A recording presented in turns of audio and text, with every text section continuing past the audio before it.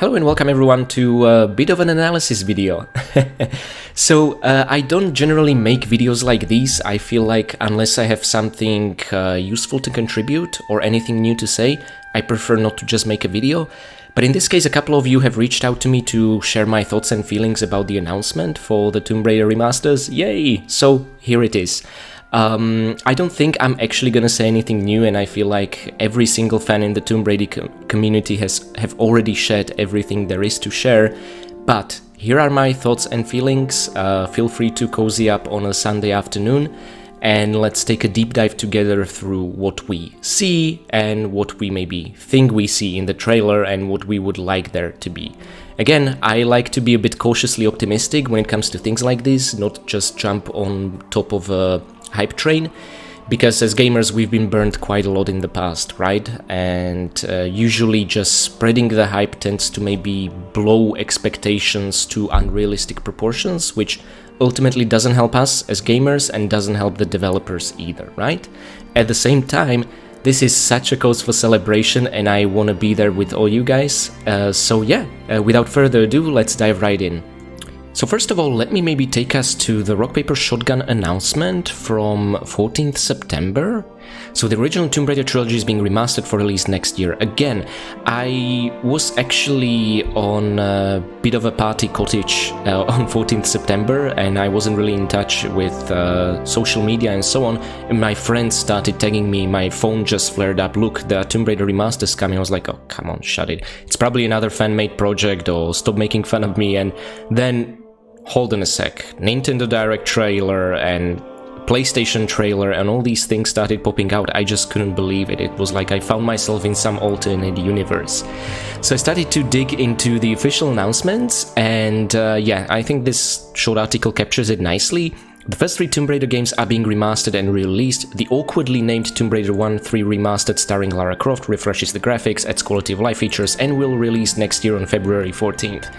So, interesting. The awkwardly named Tomb Raider Remastered starring Lara Croft. So, I agree it's a bit awkward, but I think there is a bit of an intention, and this might be a bit of a conspiracy theory in my mind, but I think at some point they made the decision that what's really gonna sell the games isn't really the Tomb Raider brand, it's actually the Lara Croft name that might sell the game. And I think that's why the naming is like this, and I think that's why the shift in focus from the Tomb Raider brand into Lara Croft brand, because I know these brands are interlinked, but Lara Croft brand has always been stronger than just the Tomb Raider, if that makes sense. She was what was selling these games and the added products, and I think they're making a shift like this as well. So, the collection contains Tomb Raider 1 and Unfinished Business expansion, yes, Tomb Raider 2 and the Gold Mask expansion, and oh my god, Tomb Raider 3 and the Lost Artifact expansion. So, this for me is really the most important, let's say, selling point. No matter how the remasters are gonna turn out, technically speaking, right? And I'm hoping they're gonna turn out well, of course. But, important thing, this is not just great news for console players, right? Because on consoles, people were never able to play the Unfinished Business. Actually, Tomb Raider 1 had 2 expansion packs, each containing 2 levels. One was Unfinished Business and another was Return to Egypt, but sometimes they were clustered together under just the Unfinished Business name, right? Same goes for the Gold Mask expansion and the Tomb Raider 3 The Lost Artifact expansion. All these expansion packs were only accessible to PC players, but even then they were never distributed digitally. And I myself was lucky enough to experience these levels because I managed to find a boxed collection of all the Tomb Raider games from 1 until Underworld. It was released I think in 2010 or 2011 and I just found it in a local store. And that's how I got to experience these. I was incredibly lucky, but many, even PC players, never did. And the Lost Artifact expansion levels especially, I think are some of the best that the classic Tomb Raiders offer. They are much better than Tomb Raider 3, in my opinion. So incredibly happy about this, and now both PC and console players will get to experience them. The visual look of all 3 games has been revised, crisper textures, more detailed Lara Croft model, oh my god, absolutely. And more interesting lighting. It's far from modern, sure, but as far as HD revamps go, it looks pretty good by my eye. If you disagree, you'll be able to switch back and forth between the original and enhanced graphics on the fly. So, two important notes. We're gonna actually look and analyze the trailer somewhat, and I'm gonna share my thoughts and feelings about the way that Lara Croft looks. By the way, very happy with it. It seems they used the FMV Lara from the first 3 games, because the FMV Lara in Tomb Raider 4 and 5 looks a lot different from the original 3 games. But the FMV Lara in Tomb Raider 1, 2 and 3 looks essentially the same, and they were inspired by that look to give us the new remastered look of Lara, and I think she looks great, she looks sexy, she looks confident, everything I would want remastered Lara to look. Very happy with that. And again, everyone already pointed out the lack of belly piercing in her Nevada outfit. Again, I'm hoping Aspyr are listening and can patch that in, so to speak. They still have 5 months of development. But back to the topic. What's very important is that the ability to switch between the original and enhanced graphics on the fly. Now, the only games I've ever experienced this in to be actually on the fly, not even having to navigate to options menu, just press a single button and the graphics will change in front of your eyes. I've only experienced this in the the Monkey Island 1 and 2 remasters. That's the only games. Apparently in Halo Master Chief Collection you can do the same thing, which sounds awesome. Never been a Halo fan, never played the games, found them to be rather average shooters, I don't know. But the idea that you can change these on the fly is amazing. Now I hope that's actually going to be the case and we're not even going to have to go to an options menu, but honestly I would be willing to put up with that. It's really no biggie. I like this so much. And even the fact that you get to experience the game in its original graphical settings. And I'll talk a bit more about that because the original graphics are actually going to be improved as well. Now, perhaps more exciting are the various quality of life features. Yes, please. The original Tomb Raider was a relatively early 3D game, yes, created in an era before analog sticks, and it's a little awkward to control in modern hands. Yeah, it was released on PlayStation before the DualShock controllers even had analog sticks, yeah. The remasters included the ability to switch back and forth between classic and modern joystick control schemes. Okay, now this is interesting. So, full disclaimer, I've never been a fan of oh, why are they mentioning joystick? Oh, they mean the analog sticks, I imagine. I guess it's a regional difference. I think in England they say joystick. So I've never been a fan of controllers when it comes to playing the classic Tomb Raiders. I love using controllers for Crystal Dynamics Trilogy and the Survival Trilogy. I think they're really greatly implemented. For the classic ones, I'm sorry, I'm always going to be a keyboard guy. I love using my directional arrows, I love using the Alt key for jumping, Control key for action, and spacebar for holster. And it's so ingrained into my DNA after years of playing that nothing's going to change my mind. But for those of you who prefer the controllers, and you know, maybe the remasters will make me understand why controllers are superior. I don't think so, but I'm trying to have an open mind. This is good news. We do not yet have details on what the modern control scheme will be, but what I'm personally hoping for will be a full customizability. Because on the original PlayStation releases, the classic Tomb Raiders gave you a couple of preset options, I think 4, but I found all of them to be lacking. And when I'm playing my PS1 versions of these games on PlayStation Vita, yes, my little abandoned portable, I'm revamping the controls via a proprietary PlayStation Vita PS1 emulator, so I'm able to customize the controls. For example, I prefer X for jumping and square for shooting or action because it's way easier to use your entire thumb to basically shoot whilst jumping, right? I hate the original X for action and square for jumping. I think those are terrible controls, but again, it's all about practice. So I'm hoping we'll get full customizability. It seems like we will, and not just switch between presets. Now, all 3 games are being sold together for £25, $30. It seems to be €30 in my country, in Slovakia, for example.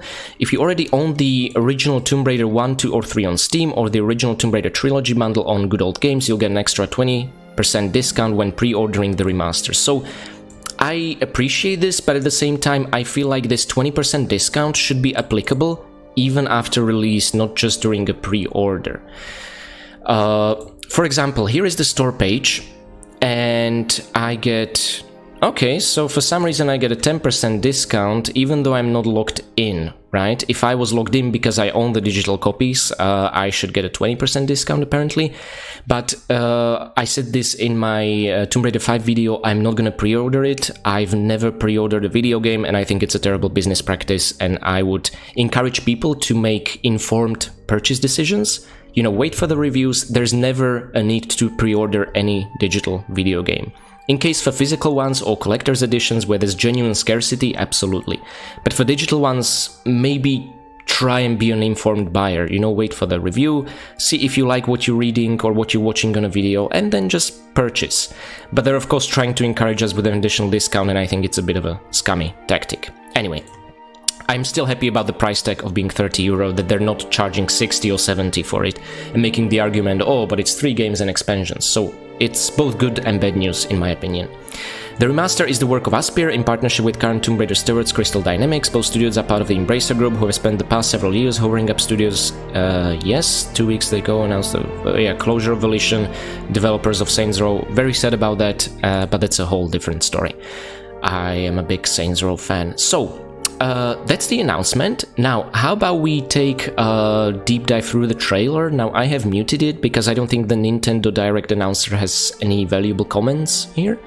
But let's maybe just take a look at what's been shown to us so far.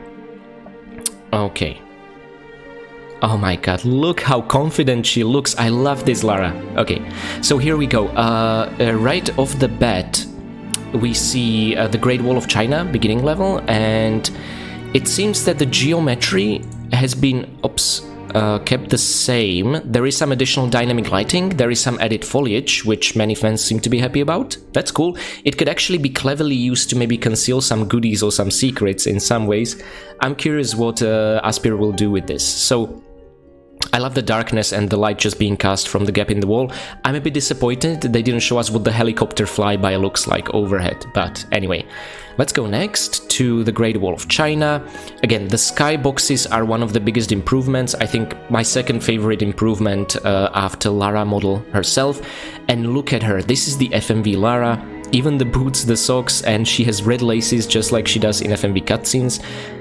Oh my god, I so hope we'll get to somehow unlock her wearing her red glasses, her red shades. That would just complete the classic FMV look. We'll see.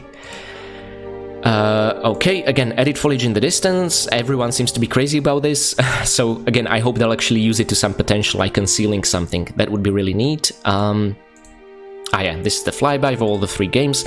You know what, I think this deserves a pause screen just because this seems to be the same face of Lara and the same exact hairstyle. The difference here seems to be just in the outfits as presented in the original games. Again, she has her 2 dual pistols. I think it's going to be the same model for pistols, but actually the muzzle flash of them is different between the games, and so are the sound effects. They seem to maintain the sound effects from Tomb Raider 1, 2 and 3 and not touch these up in any shape or form, which personally I'm a bit disappointed about, but let's talk about that a bit later on. Again, all these Laras look great under different lighting conditions and from different angles. I don't know why the Nevada one just strikes me as the most confident look. Like this is the Lara in whose way I wouldn't want to get in. Okay, let's go on. First of all, some people have reported that on Nintendo Direct you will have no blood on these spikes. At least in my regional Nintendo Direct, I do see the blood. It's less red, which I think is a good thing because it should be dried blood, right? I love the new skeletons, how very neatly they are modeled, the spider webs. Oh my god, I just realized Tomb Raider 2 is gonna have both smaller and giant spiders. The way they're gonna look in these new graphics... Whew, arachnophobe here. So, let's see. Again, the physics of the tiles collapsing seems to be maintained identical. Again, I don't think the physics themselves are going to be touched up in any way. It's going to be just the sort of fresh coat of paint and some of the lighting engine. Okay, and wait a second. I think Lara was already carrying a shotgun on her back. Oh, we can absolutely see a... No, I cannot zoom in like this. But we can absolutely see a Jade Dragon in the distance, but... Okay, it's very small, I cannot judge, but I'm hoping that all the items and objects will be fully 3D rendered, like they were in Tomb Raider 3, that they won't be two-dimensional like in Tomb Raider 1 and 2. That's my hope and expectations, in the very least. And Lara already seems to have a shotgun hanging at her back. The model of shotgun should be identical in Tomb Raider 1 and 2, and then different in Tomb Raider 3. Let's see. Okay, Snow Scooter traces in the snow, incredibly happy about that. And I absolutely love the animation work and the way the Skidoo looks. Again, yeah, here we can see the classic shotgun on Lara's back, just hanging all the way there. And let me just say how much, again, I love the skybox of the Tibetan foothills. But otherwise, the geometry seems to be unchanged. Now, there's going to be one exception in the trailer, which I'm going to try and highlight. Okay, Jade Spearmen. So these guys are Jade statues who come to life in Tomb Raider 2.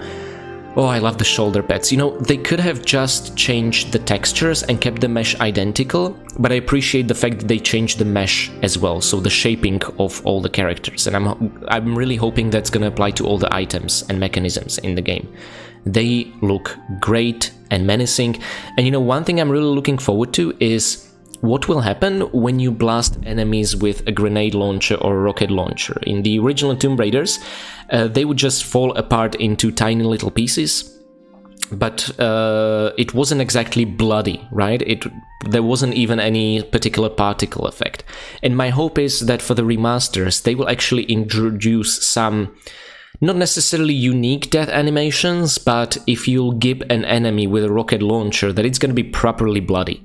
But in the case of the Jade Spearman statues, these guys explode even if you just normally drain their health. I'm looking forward to what that's going to look like. I'm really hoping that it's not just going to be the reused blow-up animation from the old games, but again, it might. We'll see. Oh, even better look. So they have a couple of ornaments, and yeah, you can actually make out their hairstyle, and these guys are angry. Lara, you should not be here. Okay, we've seen this part. We see that the mummy itself has proper shaping to the face as well. Honestly, it is quite hideous in my humble opinion, but so was the original one, to be fair. They probably didn't want to enhance it or beautify it any further. This is not Tomb Raider Anniversary, right? That's probably my most favorite version of this Sphinx. But I appreciate the fact that it's not just a flat texture, and the teeth on these mummies, or Atlantean creatures who became mummified later on. I think the first look we're gonna get at them in the game itself is gonna be within the Tomb of Qualopec, and I'm gonna be very curious if they kept the Easter egg where one of them can be shot down, or if you approach too close it will collapse on you. But again, the teeth I think are a good choice. You cannot see the eyes, only the teeth. It makes them so much more terrifying. Because in the original, when they had their mouth open with no teeth, it was more on the cute side rather than terrifying. Okay. Oh, very important. This is the muzzle flash from Tomb Raider 1. And actually in this trailer, can we get the volume in? No volume, unfortunately. I wanted to see if we could hear the original sound effects, but in the trailer, in Tomb Raider 1, 2 and 3, they seem to have preserved all the original sound effects, right? So that seems to be the case for the muzzle flash as well. I'm surprised they decided to dedicate any time to ladder climbing in this trailer. Like, out of all things you could showcase, I guess it's important for the preservation of, yeah, the animation speeds are gonna be exactly the same. By the way, check out the details on the fur on Lara's jacket. I am impressed by that. You can even see some of the threads on her socks, and the laces seem to protrude. They're not just painted over the boots. Again, I'm hoping more models will get the Lara treatment in these remasters. Okay. The Lost Valley. Now, I understand this is going to be a bit controversial. There are many, let's say, purists in Tomb Raider community who think the darkened sky in the Lost Valley is what makes the atmosphere so great.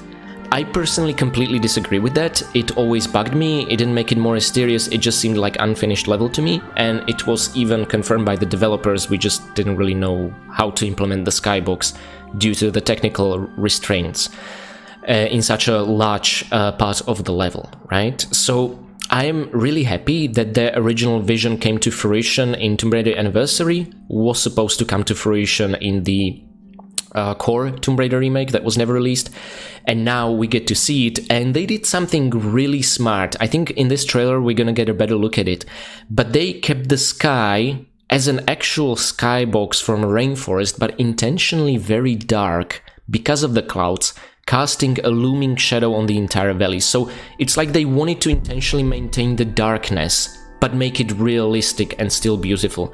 And to be honest, personally, I don't see how they could have done a better job than right here and this. What I'm really curious about is if in the Lost Valley we'll switch to original graphics, if we'll have the black sky, or if they'll implement some skybox. I don't know, I can't wait to find out. And okay, the T-Rex itself, I mean, look at him, he's a goofy boy. To be fair, the T-Rex was really very cute in the original as well, at least I found him to be. So Lara's making a bet.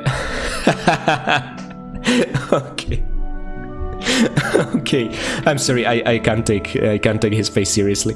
Okay, so Lara's making a backflip and is definitely gonna be able to fire. That's all cool, but this brings me... Okay, I think I need to get to another screen. I can't talk seriously looking at T-Rex like this. Okay, that's a bit better. One thing I'm really gonna be hoping is that, and this might be maybe a bit of a controversial point, but my hope is that this being a remaster and the ability to revisit the games, we're gonna see Lara having an expanded arsenal of moves even in Tomb Raider 1 and 2. Imagine sprinting in these games. Imagine, bloody hell, being able to do a mid-air roll in Tomb Raider 1. It would make the combat so much better. And I think the developers are in a tricky situation because they're in a damned if you do and damned if you don't scenario, right? If they make too many changes and what they consider improvements, fans are gonna be angry. If they make no changes and no improvements, fans are gonna be disappointed. So it's like you're stuck between the hammer and the anvil, right?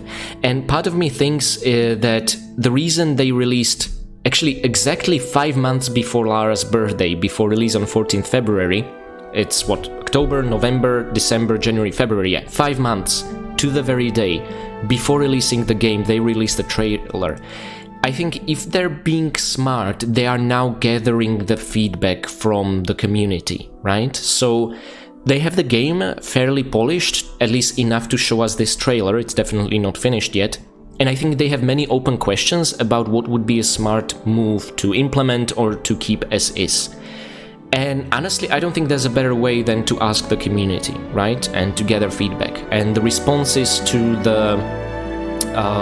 these remasters have been, I think, mostly phenomenal, but at the same time people are sharing their expectations, their hopes, and if the developers have the capacity to, at least, I hope they are listening, and based on that they are gonna implement some features or maybe scrap some features that they wanted to implement. That's just my thinking.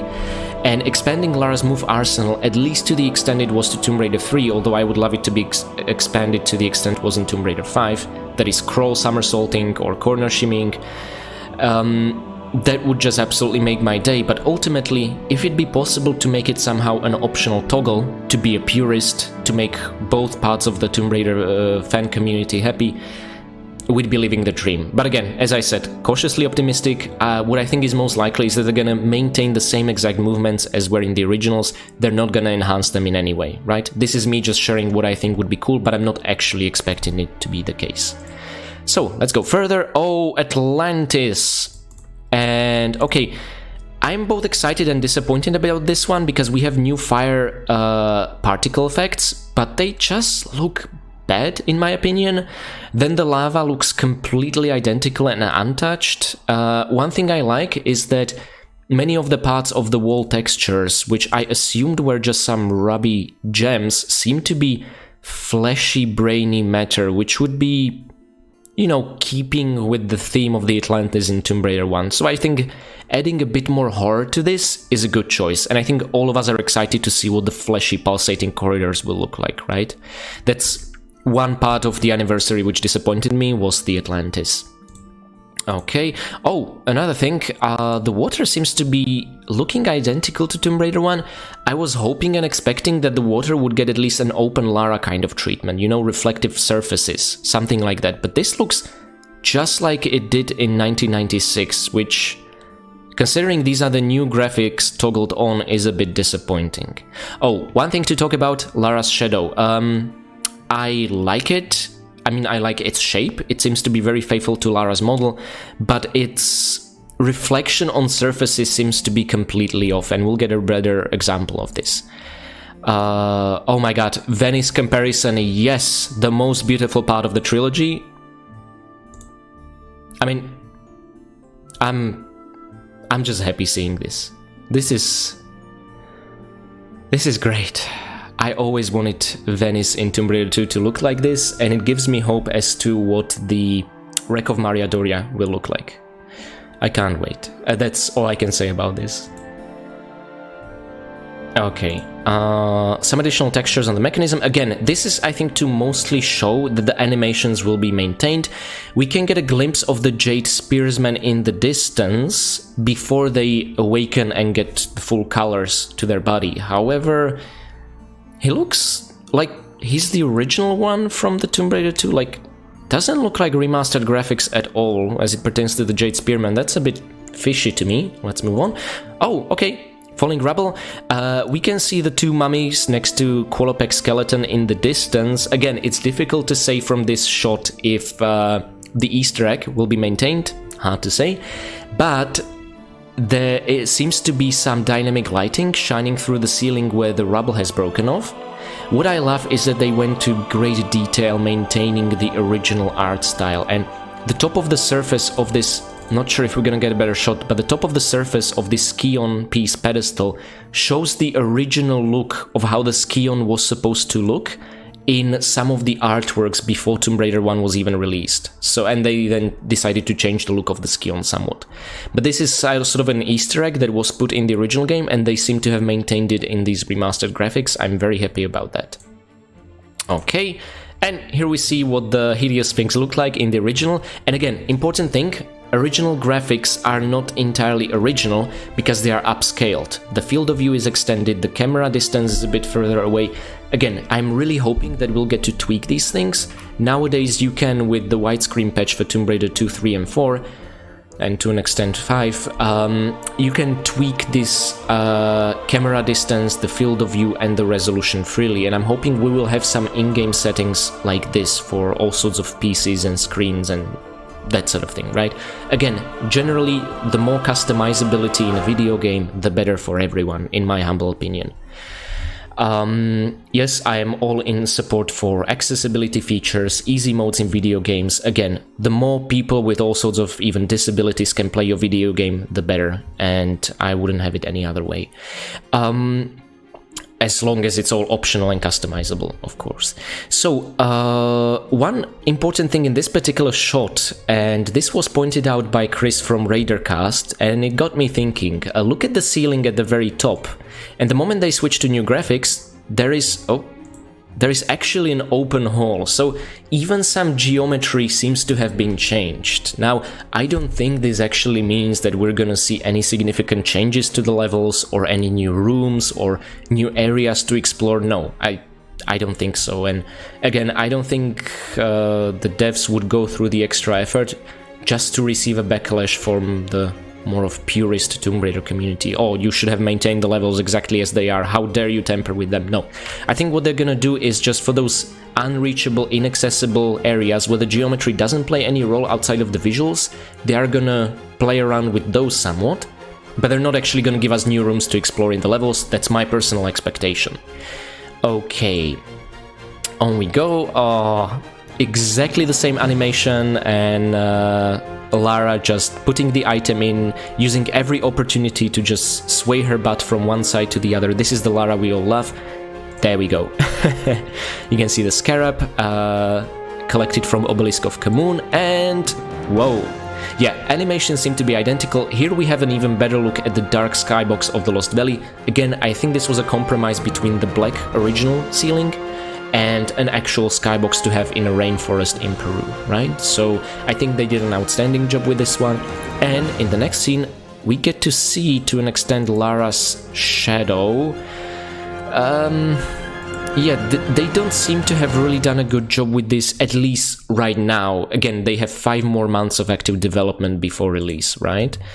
Look at it. It just seems to be cast on all surfaces equally, no matter what the actual distance is to Lara or what the source of the light casting the shadow behind her should be, right? So I feel like this is just something that needs a bit more tweaking, but honestly, I like the shape of the shadow. I think it's really cool, and I'm hoping all the movable enemies in the game will get the same exact treatment. Oh yes. Now this jump needs to have a handstand climb up. It cannot just have a normal climb up. Okay. The showing off some of the dynamic lighting in the... I'm not sure if this is... I think this might be the Dragon's Lair, not the Floating Isles level. And... oh no, sorry, it's the Floating Isles level. Again, showing how the jade surfaces are actually consuming and reflecting light back at us. Really cool showcase, very atmospheric. Again, I can't actually wait what this is gonna look like with using flares in our inventory. See, flares is something they have not yet demonstrated in the glimpses of Tomb Raider 2 and 3. I think that might be intentional. They might still be working on how the lighting is behaving. That's just my theory. They didn't really showcase any flares, right? And you know how much I love flares in my classic Tomb Raider games.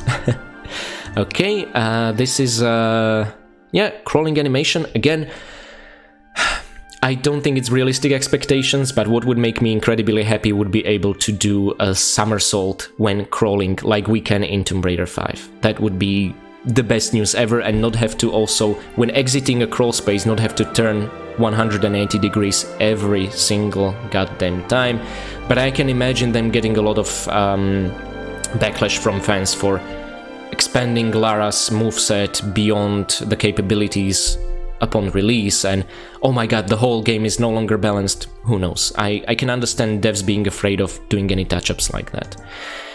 Okay, but nothing wrong with making that optional. And see, the muzzle flash is very different in Tomb Raider 3, and if we'd have the volume on, you could also tell. But again, I recommend you just watch the trailer on your own, make your own opinions, thoughts and feelings, and share them. The sound effects seem to be identical to the original releases. As you can see, Lara's shotgun this time looks like the one in Tomb Raider 3, so not the same one we've seen her equipped when she was on Skidoo in Tomb Raider 2. That's cool, I like that. Let's follow the artistic decisions that the teams have made at the time, even though not necessarily the graphical ones. Although what I don't like about this shotgun is that it looks identical to the original graphics. Like, they didn't really do anything with the shotgun model. It's as blocky as before, which is a weird contrast with the pistols themselves, and I'm hoping that they're not just gonna leave it like this. I'm just hoping it's a work in progress, okay? And oh my goodness, the Kali statue. Kalima, Kalima. I'm thinking of the Temple of Doom in Indiana Jones. So, yeah, golden swords. Again, not yellow, but properly golden, and having reflective surfaces. Very welcome change. Although, to be fair, I have a bit of a problem with their faces. I think we're gonna get another glimpse at them, right? Or not? We're not. Oh, okay, so maybe it's in the PlayStation trailer. They are a bit different. But their faces just look goofy and funny, and that's a concern I have, that they beautify enemies and Lara in a sense where with Lara she looks badass, she looks sexy, but some of the enemies look cute and not like an actual threat, if that sort of thing makes sense. And yeah, we'll see what they do with it, but honestly, I'm not gonna like mark down the game for that or anything like that. They still look better than the originals. Just in the original Tomb Raider 3 I found the statues terrifying. Here I find them to be a bit on the cute side. We'll see. Again, we have a better glimpse of how blocky the shotgun is, and it seems to be completely untouched from the original graphics. I am really hoping that this is on their to-do list, as well as the bullet casings and particle effects. You know, if the graphical overhaul is the main selling point of these remasters, then I'll be honest, I would demand a bit more from the graphical overhaul. Okay, now this is another good change. By the way, all the textures they are showing on the original graphics, I think they are intentionally worse. I mean, on PC, if you go into the in-game options and set the low graphical detail, they will actually look like this, like in PS1 version. But you can just, in the PC, set a high graphical detail and they will look much better than this, okay? The PC version, at least, didn't look quite as bad as they are showing in this trailer, and my concern is that this is what it's gonna look like if you switch to the original graphics. It's just gonna make them intentionally worse, the textures I mean. The resolution and lighting I think is actually gonna be better than the original, we'll see. Okay, and the cool thing is we can already see some additional layer of foliage being added, which is gonna make, remember, just around this corner there is that secret shotgun, so that's probably gonna be hidden behind a pile of leaves like that, which, good, I hope they're gonna use that foliage to greater effects, as I mentioned when we looked at the Great Wall of China, to obscure some items. That would be really neat. Oh, the skybox. I'm so happy. It looks great. Okay, and yes, oh, this is an even better shot at the original Skion design on top of the pedestal. And we can see Qualopec, Skeleton, the mummies. Yeah, in this case, the mesh, the shaping seems to be completely the same, just the colors are really changing. Okay, Qualopec, Skeleton is a bit better. Whoa, the pedestal with the Skion seems to be higher. Okay, but otherwise nothing new. And what I like is, I think it's called dithering, where some of the textures will give you the impression of depth. So the golden idol on this pedestal actually now looks like it's protruding out from it, even though it's a flat texture. And this is something that I really like. So very happy about that. And here we see the Lost Valley comparison. Again, shame we cannot see if the skybox is actually black. It doesn't show that. Unfortunately, this frame is angled in a way where the skeleton disappears from the shot. I believe, I hope it is there. It's just a bit more to the right side of the screen. Okay, really happy with the change, and I think we are nearing the end. Yep, available February 14th. You know what I like? They did not go out of their way to say this is Lara's birthday, but those of us who know, we know that they know. And that's kind of a really cool interface, okay? So that was the trailer itself, awesome. Now, what I want to know is what information we have available from the actual store page. So let's check Nintendo's, for example. Oh, I don't know, 1990, whatever, just coming up with something. So this is what the Nintendo store page looks like. Discover Lara Cross Regional Adventures, lovingly restored, and I think it's the same on Xbox and also Steam store page, and I assume the PS as well. Play the original 3 Tomb Raider games for the first time ever, play the complete experience with all expansions and secret levels on modern platforms in this definitive collection. They do mention secret levels, and that is very important, because there is such a thing as secret levels, so I'm very happy about that. I think the first time they introduced it was in the Golden Mask expansion. The Nightmare in Vegas level was the secret level, if you find all secrets there. Then Tomb Raider 3 has All Hollows, which is just an unfinished level concept. And then the Lost Artifact expansion has, I think it's a Madhouse level? Yes, as a bonus level. So there are 3 secret levels here. Okay. But Tomb Raider 1 and its expansions and Tomb Raider 2, the basic game, have no secret levels, if I'm not mistaken. Okay. Salvation Mysteries, Uncover Treasure, Donation Roll by solving puzzles, and Mysteries, Ravages of Time, Globe-Trotting Adventure. Okay, so this is more of a marketing stuff to get you hyped, lovingly restored. Experience the classics, boasting upgrade graphics with the option to switch to the original polygon look at any time. Again, I'm hoping it's as it's written in this Rock Paper Shotgun article, and that being done with the press of a button. But if you have to navigate to a menu, it's not such a major deal breaker. It's just gonna make me happier if it's gonna be really on the fly. So that's it. Let's take a look if we see some new screenshots, additional detail. Not really, we've just a different angle what the trailer showed. What I do really appreciate is the dried blood on the spikes. This is realistic, there's no reason it should be read as a ketchup. Okay, so we see the skybox and the Great Wall of China. Again, shame they didn't capture the helicopter, but I appreciate some of the hanging foliage here. Okay, this is the only glimpse into the caves level we have. All the shaping is maintained with the original level. Actually, Lara's torso from this angle is really interesting. She seems to have some patches of sweat or wrinkles on her shirt and details like that. I really like this. And the wolf just looks cute and goofy, but I think they went through some extra detail to make his fur look like actual fur. That's really cool. Okay, more dynamic lighting. This is not what the Tomb of Qualopec room actually looked like in the trailer. Yeah, I'm not sure the lighting is gonna be this strong. We'll see in the final version. Yes, the obelisk in the city of Kamoon exit. This is another shot of the statue. So you see what I mean with the Kali face just being kind of cute and funny looking? Like, I don't know. And the feet are also, yeah, not particularly detailed. It looks a bit goofy. Now, don't get me wrong, if this monstrosity would be hulking towards me, I would scream like a schoolgirl. But in a video game sense, it's less scary, of course. Okay, so we're not gonna learn much more, we just know the release date. Again, there seems to be a discount, 10%, not sure for how long. By the way, me recording this and publishing this is 17th September, so 3 days after the announcement. Then let's look at the Xbox page. I think it's gonna be the same marketing, right? Yes, exactly the same.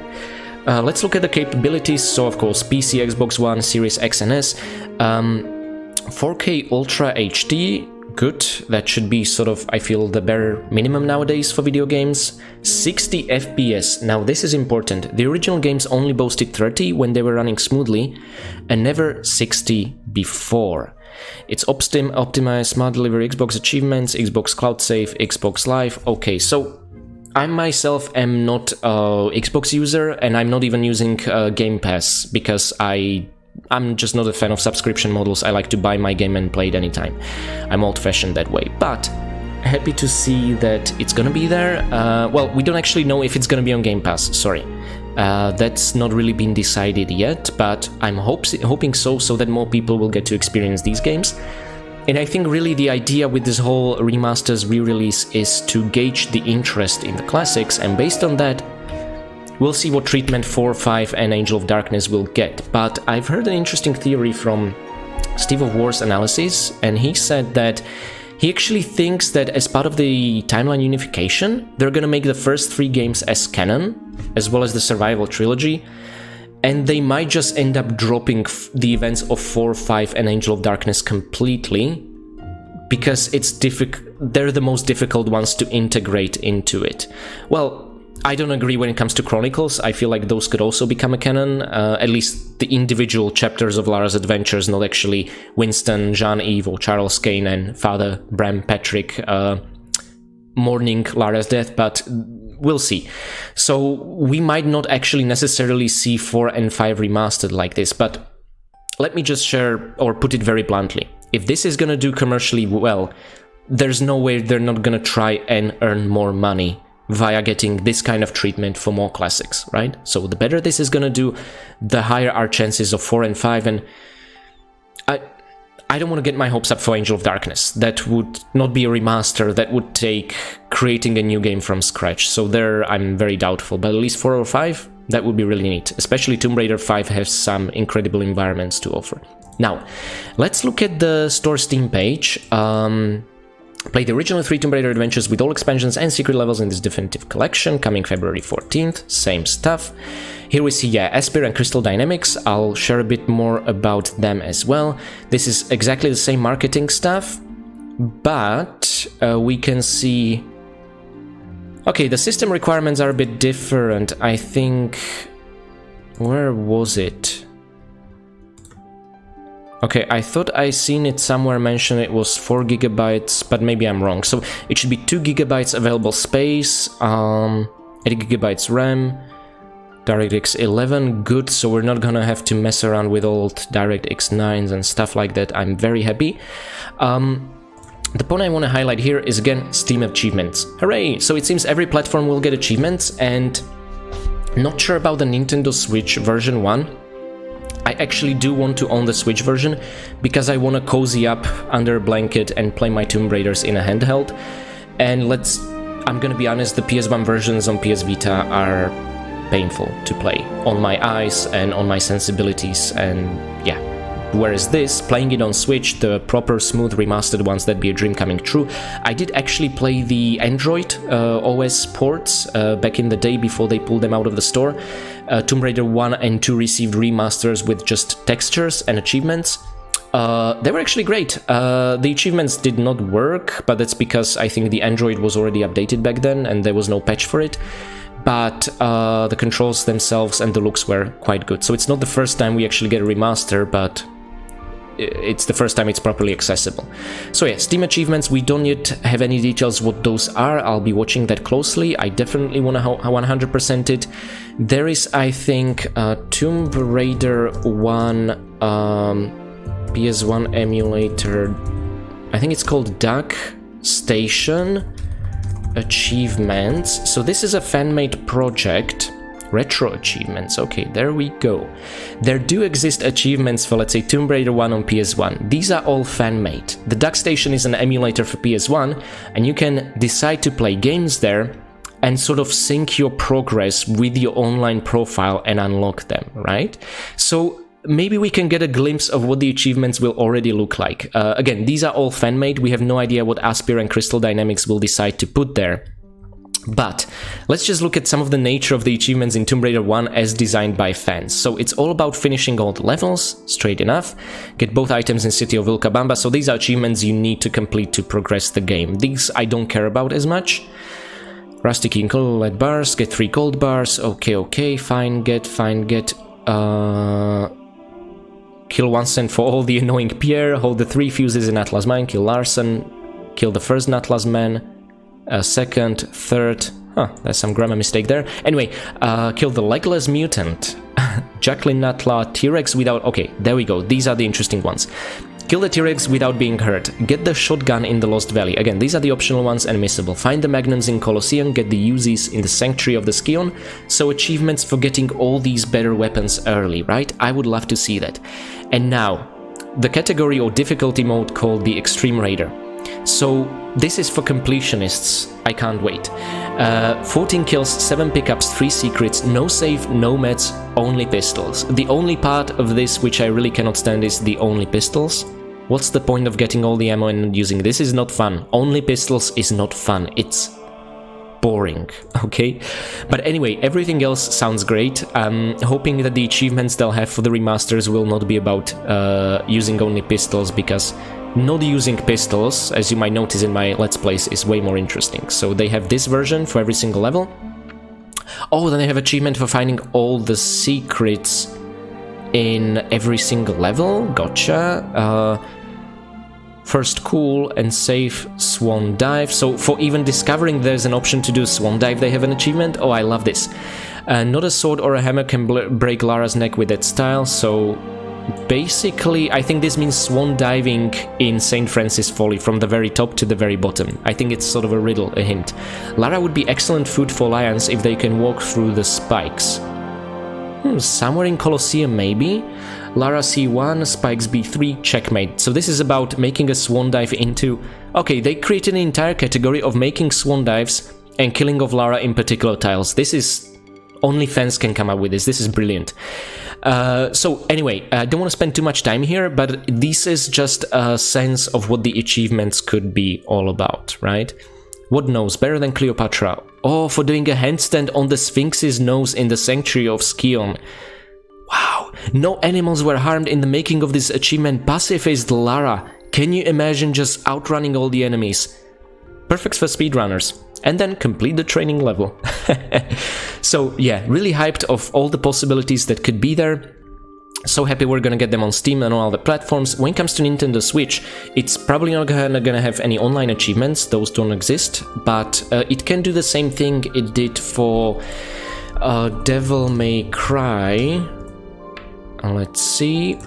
For example, Special Edition 3 or also 1 and 2, it bundled these games together and it gave you an in-game menu for tracking your achievements if you want. It's not shared anywhere online, it's all stored locally, right? So you can also take the completionist approach and do your own achievements. So again, more options to empower more players to support their unique playstyles, the happier I will be. Now, finally, this video has gone long enough. Who on earth are Aspyr and why are they making these remasters? Well, see, I've been really trying to dig out. I've heard a couple of people say that Aspyr are the same people who made the quite good Android ports of Tomb Raider 1 and 2, but I haven't really been able to find that information anywhere. It just says it was released by Square Enix on 3rd December 2014, the iOS ones. And when I look at the Aspyr website and I check Android, there's Star Wars Knights of the Old Republic, Sith Lords, the sequel, and Civilization 6 mobile. And when I check the iOS, it's the same thing but with Jade Empire as well, right? So at some point Tomb Raider 1 and 2 had to be delisted from Google Play Store. I managed to purchase them in time and I'm able to download them. Not that they necessarily work on newer Androids, unfortunately no longer supported, but so it's possible Aspyr have made them and then they just had to delist them further. I truly have no idea. But if we look at their portfolio, they are very experienced with, let's say, porting good games to Mac, Borderlands, Knights of the Old Republic, Sims 2, SimCity 4. I think I've seen Mafia 3, it's a guilty pleasure of mine. I'm one of the 5 people in the whole world who think Mafia 3 is an excellent game. So, Layers of Fear, they've done their business. I mean, they seem to list every single Civilization 5 and 6 DLC here, which just clutters the page a lot. but they're not new to porting games, right? It seems the odds that these ports will be good are high, and if it's true that Aspyr made the iOS and Android ports of Tomb Raider 1 and 2 and are already familiar with the game, then I would say there's no one better to port it to all the new consoles, right? Now, again, not necessarily all ports will be created equal. Might be that PS4 is gonna get the shorter end of the stick than PS5, or Switch is, or, you know, we'll see. But, again, what I am going to do, and as I try to find out via a poll on my YouTube channel, is I'm not gonna pre-order it, but I am probably gonna purchase it on day one. I think I might even take some time off, and I'm either gonna do a stream or publish a video on the same day of me doing a blind, not necessarily let's play, but just, I don't know, I would like to experience the Tomb Raider 1, 2, and 3 remasters with you guys, right? And I want to go into this blindly, and I don't want to know in advance what they are like. I want to experience them fresh and for the first time with you. Maybe stream would be the best way to go, we'll see. I'll think of something fun. And yeah, so those are my thoughts and feelings on the remasters. I shared what was confirmed via the marketing and the trailers. Oh, and one important thing we haven't yet explored is some of the marketing on PlayStation blog. Because, okay, this is just all about how PlayStation and Lara are interconnected, blah blah blah. But I think this is the point where it gets really interesting. So the Iconic Heroes Epic Adventures will now be fully presented on PS4, PS5. By the way, super happy about PS4 as well. I know many of you cannot afford or haven't yet managed to get a PS5. The fact that you guys will also be able to experience them, so happy for you. With enhanced graphics, allowing long-time fans and brand new players to explore the timeless magic of the Tomb Raider franchise like never before. That's all we can ask for, right? So, not only will the original 3 games be remasters, but player will be able to experience the corresponding expansions. Exactly, we talked about this. Then there's a bit of a marketing blurb about every single expansion pack. Unfinished Business, Gold Mask, Lost Artifact. Again, Unfinished Business is actually 2 expansion packs. And then the Venice Mystical Realm of India in Tomb Raider 3. My goodness. I'm happy. I'm actually happy. I know this can turn out to be a technical disaster, we'll never know for sure until the day it releases, but I think it's way more likely this is gonna turn out just fine than rather than it being some kind of disaster. Okay, so Tomb Raider series is full of secrets, traps, tricks, and collectibles. One of our favorites is finding Lara's secret treasure room in Tomb Raider 2. Please make that an achievement. We've compiled a few tips and tricks below to aid you in your adventure, and my hope is that maybe here they'll spoil something that maybe they shouldn't have. Tomb Raider 1. In Level 3 Lost Valley, your objectives contain 5 secrets hidden on temple rooftops or inside secret waterfalls. A hidden shotgun will be key to taking out the dinosaurs you'll encounter throughout this zone. Once obtained, collect the 3 gears needed to open the entrance to the Tomb of Qualopec. Okay, so kind of like a written walkthrough guide of what your objective is. One thing I feel the games did not a good job about, and maybe it could be, well, they play around with this idea back in the beta version of Tomb Raider 1, and they fully implemented it in Tomb Raider Anniversary, is Lara's journal, and Lara's thoughts being expressed on paper, and her telling you what she wants to accomplish in a given level. And I feel like something like this, a hint system, would be really good for new-time players, so they don't get frustrated and stuck, right? Again, something you can completely ignore, or you can choose to partake in if you wish. Again, I'm all for more accessibility and making things more approachable to people. And maintaining also a sense of optionality, if that makes sense. So, sometimes you're thrust into a level, and the problem isn't that, you know, you don't know where everything is, or you don't know how to solve a puzzle. That's good, that's part of the mystery. But you don't even know what is it Lara is trying to accomplish in a level, and that is a problem, I feel. So, advice like these, you know, like you need to get 3 gears to open a mechanism to Tomb of Qualopec, I think that's fine.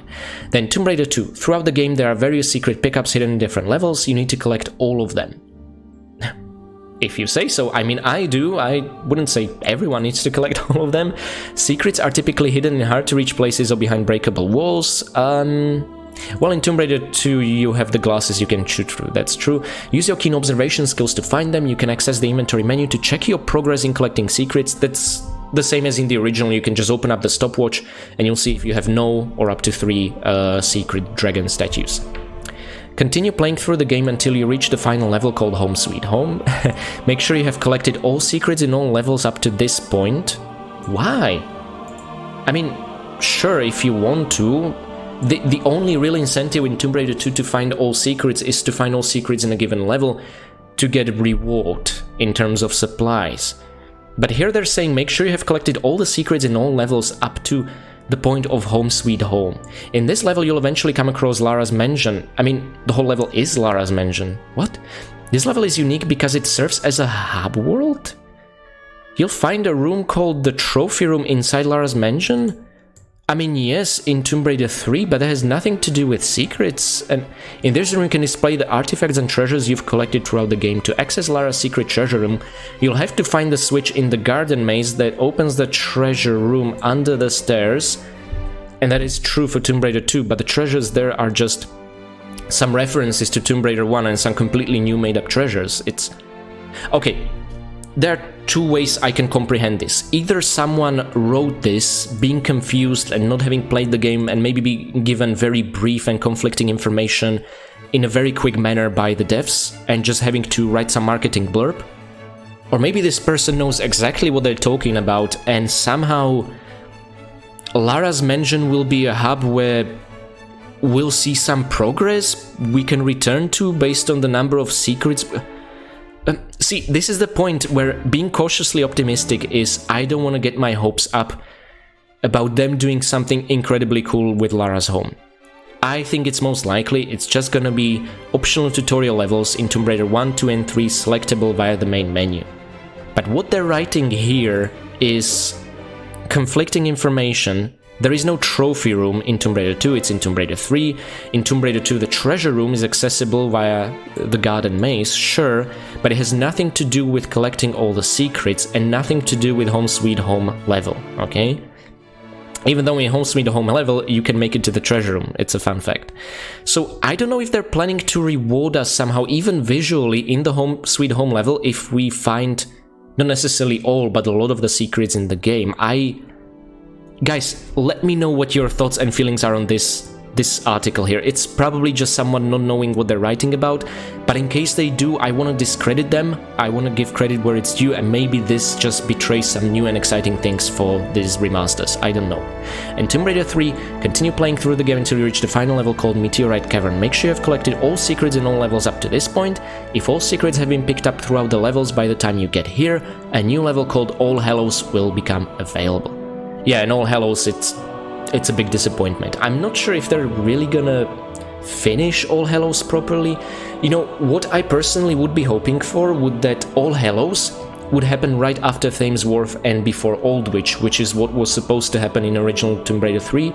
And because Lara enters the cathedral via church bell, and then from the entire St. Paul's Cathedral, after exploring it and getting into the vault and getting goodies, she would enter Aldwych. Instead, you know how All Hallows look like in Tomb Raider 3, it's just... you can see the goodies at the very end, and the moment you cross the threshold, you don't get to pick them up, the game ends. So it's pretty disappointing. And originally the devs have planned for All Hallows to be more of a... to find those goodies, and then when you start new game, you'll be rewarded by having those weapons and ammunition earlier in your inventory, but then they scrapped the idea altogether because they thought, well, that's not a reason to replay the entire game, and they were right? So my hope really was that All Hallows would be integrated into the London chapter of Tomb Raider 3 properly, but that doesn't seem to be the case. They seem to have maintained it exactly as it is here, right? So yeah, again, this just brings me to think that they're not going to do any drastic changes like that, and I understand the devs, they need to be very careful with not changing too much, because then the fanbase would get crazy. Come on, we are crazy people. So yeah, guys, again, let me know what you think of this Lara's Home article, what your theories are on what on earth they are gonna do with Lara's Home. I think it's most likely, again, it's just going to be 3 separate tutorial levels accessible via main menu in all 3 games. What I'm curious about is how similar they're going to look, right? Maybe they're going to look identical and they're just going to extend different parts of the manor per the game in which you visit it.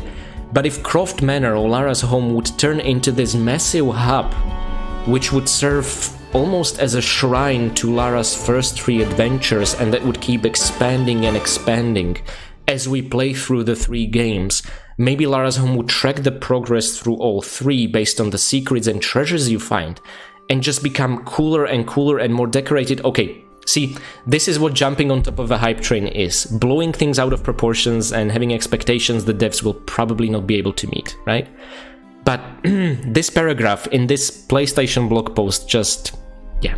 I think I'm gonna leave this here. So, guys, those are my thoughts on Tomb Raider 1, 2, and 3 remasters. Again, cautiously optimistic. I'm not gonna be, let's say, super ecstatic until they are released, until I play them, and until I experience them and I realize, my god, this is what I wanted. But in the very least, all I ever personally asked for was porting the original classic Tomb Raiders, that's 1, 2, 3, 4, and 5, to newer consoles so more people can experience them, and maybe get just a bit of a resolution uplift. That's all I ever wanted, and it seems we are gonna get at least that. And if you set your expectations to this, I don't think you'll be disappointed, unless it's gonna turn into an absolute technical mess. And given Aspyr Studios' experience, I'm hoping that's not gonna be the case, that we'll have a cause for celebration on Lara's birthday. So, with those closing thoughts in mind, again, let me know in the comments why you are excited, why you are hyped.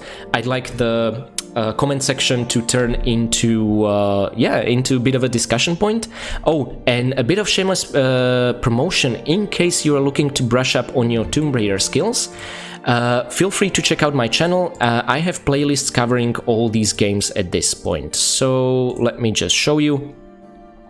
I am now currently in the process of working on Tomb Raider 5, but I have done the complete Tomb Raider 1 walkthrough, let's play from a completionist angle, Unfinished Business, Tomb Raider 2, the Golden Mask expansion, Tomb Raider 3, and the Lost Artifact expansion. So everything that's covered in the remasters.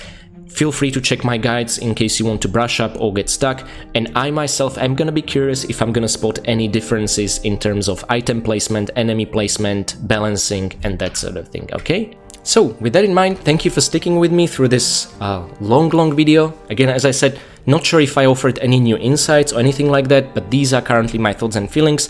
Ultimately, I am incredibly happy that the franchise is getting the attention it deserves. I am now a stronger believer in the unification timeline. I'm happy that we have not forgotten that the classic Lara exists, and that's me saying it, and I even love the survival Lara. I think she's great, and I love the Crystal Dynamics Lara, but I think it's important to somehow take the best aspects of each Lara and bring them all together, and I hope that's what's gonna happen, starting with the remasters. So thank you guys for sticking around. Now I've taken a break from working on my escape with the Iris video for Tomb Raider 5, so let me get right on to that. I'll see you next time.